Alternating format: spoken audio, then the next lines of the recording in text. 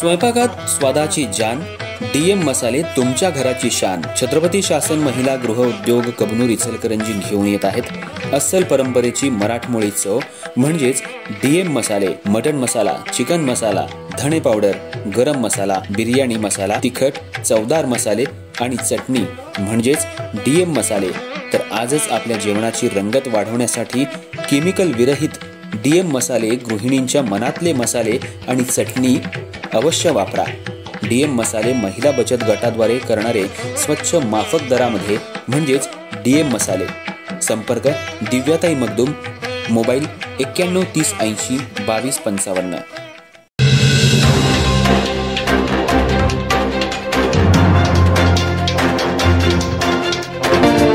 नमस्कार, मी तेजस्विनी मगदूम. एम मराठीमध्ये आपल्या सर्वांचं स्वागत आहे. पाहूया ठळक घडामोडी. इचलकरंजी महानगरपालिका निवडणुकीची रणधुमाळी सुरू झाली असून अवघ्या काही दिवसात आरक्षण जाहीर होणार आहे. याच पार्श्वभूमीवर शहरातील राजकीय वातावरण तापू लागले. या निवडणुकीत सर्वसामान्य लोकांच्या मनामध्ये विशेष स्थान मिळवलेले निष्कलंक आणि निस्वार्थी व्यक्तिमत्व म्हणून ओळखले जाणारे महाराष्ट्राचे सुप्रसिद्ध गायक युवा नेते साजन बेंद्रे यांच्या उमेदवारीसाठी प्रभाग क्रमांक 3 मधून जनतेमधून मोठा जनाधार निर्माण झालाय.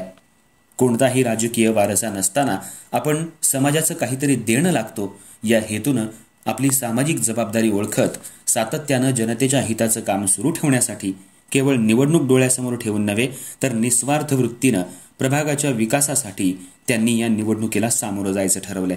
प्रभाग क्रमांक 3 मध्ये काही दिवसांपूर्वी महिलांसाठी घेण्यात आलेल्या कार्यक्रमाचं औचित्य साधून त्यांनी आपण निवडणूक रिंगणात उतरणार असल्याचं जाहीर केलं. ही निवडणूक विकासाच्या मुद्द्यावर लढवायची आणि प्रभागाचा विकास करायचा हाच ध्यास त्यांनी युवकांच्या समोर मांडल्यानं त्यांच्या मागं प्रभाग क्रमांक 3 मधील युवकांचा प्रचंड असं पाठबळ मिळताना दिसून येते.